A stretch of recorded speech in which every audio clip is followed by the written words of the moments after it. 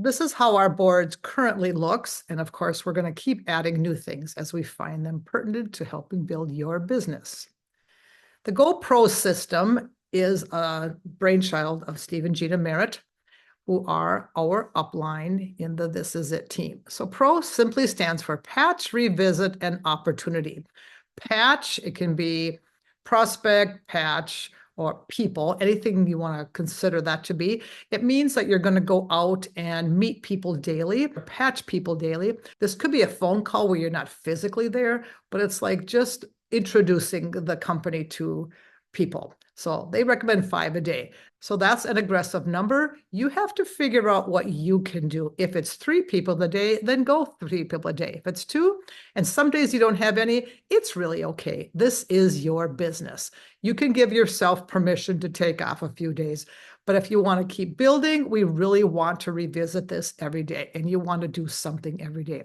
So try to call at least 3 or patch at least 3. Introduce 3 people to the business. Revisit. The fortune is in the follow-up are the words that we hear. If you don't revisit these people that you called, they probably are not going to call you. So you'll want to revisit them. And then opportunity. These are the opportunity meetings that Steve and Gina offer for us on a weekly basis. And again, I'll show you those opportunities, but you want to always have contact with people. Network marketing is just that. You are networking one person to the next. If we don't network, then our business doesn't go anywhere. So you always want to be moving forward. So you always want to be duplicatable in this business. It's not about all the knowledge you know, because we're never going to know as much as the next person. We're never going to know it all, but you want to be able to duplicate a system of patching, revisiting, and inviting people to the opportunity. Our first goal with business building with LifeWave is to become a manager. So that would mean that you purchase the advanced package, or you have 300 business volume, lifetime volume. And then the next step is to have 2 people on your left and 2 people on your right who have purchased a core package and are qualified. That means that they either are on auto ship or that they have purchased a maintenance kit, or unless they have a premium package, which would give you 3 months of being qualified. So that is the GoPro model. Then there are a couple little videos here to watch on the Pro strategy and Going Manager.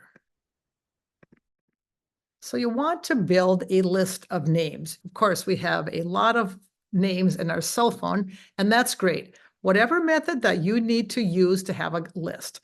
There is a list here online that you can print off or make your own list. But what happens is at first you only have a few people that you've prospected. Well, at one point, all of a sudden you get to 20, 40, and 100 people. You can't always remember if you have called those people back. So it's good to have them listed. It could be on your phone. Whatever method you choose, please have your names written down. And then you also want to go back to revisit those people. And then here's a 2-minute video on building your list. So your why. Why should we have a why? We have to have goals in life. When you get in your car, you have a goal where you are going to drive to. If not, we're just meandering around. It's the same thing with our business. If you don't have a goal in mind, we just kind of meander. So your goal could be several different things. We would like you to figure out why you want to do this. For example, is there somebody that you want to help? In particular, maybe some missionaries, some people who aren't able to do something that they want to do, and you could pay for them, like a gymnastics class or something, or an art class. Is there a person that helped you out in your life and you want to give back to that person? Is there a club that helped you when you were growing up to give them money to help them help other kids? Are there things like you want to own? Is it a bigger house, another car, a newer car, one that doesn't always need to be repaired? Whatever it is, find out what's your why and write those things down and be very specific about that. Because all of a sudden, sometimes your business doesn't go just as you wanted. And if you have that why am I doing this? That makes you say, okay, I can get up and do one more call. And then to make a dream board, a vision board, whatever you want to call it, you would put this on your fridge, pictures of something you would like to own or someplace, a vacation you might want to go.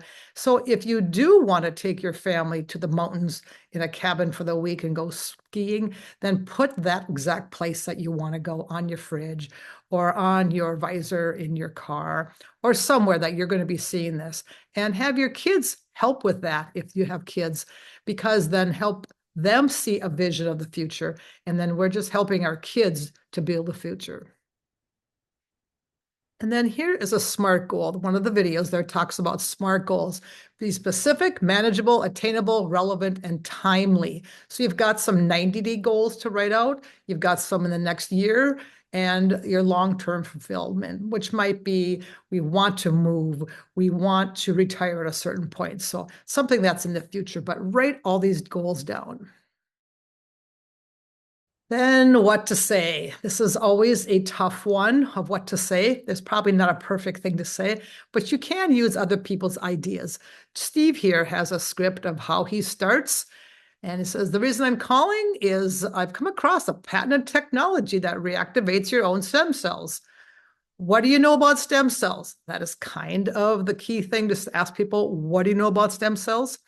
And then you wait for an answer, because often they don't know anything about it, or they'll tell you about someone who's had some stem cell transplant, who's had stem cells injection or something. And then we can assure them that that is not what we are. We are using our own stem cells, that we are rejuvenating our own stem cells. So you can be reading here through Steve's testimony.